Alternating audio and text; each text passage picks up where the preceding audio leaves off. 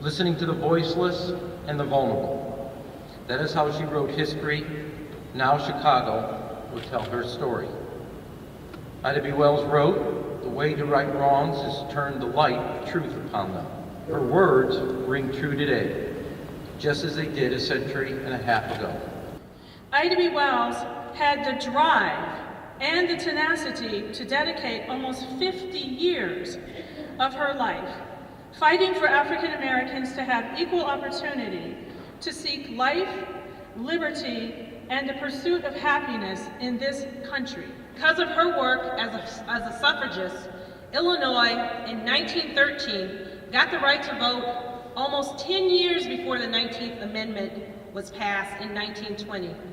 Despite threats to her life, and there were many, she investigated lynchings by using the power of the press to highlight the nation's cruelty, inhumanity, and injustice. This woman who was not just an inspiration to me as a Black woman in politics, but one who endured so much so that we could all stand here today in service to our communities.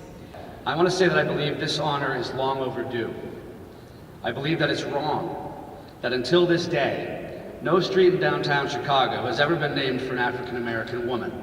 And we need to understand when we name monuments, when we name streets, we are determining what history is important to remember and what history we need to forget. So today we take a step towards remembering the true history of our country and the true contributions that Black women have made. Because from now on, along with George Washington and John Kinsey, we will include in the telling of Chicago's history the story of a great woman, the story of a great person of color. And this is cause for celebration indeed.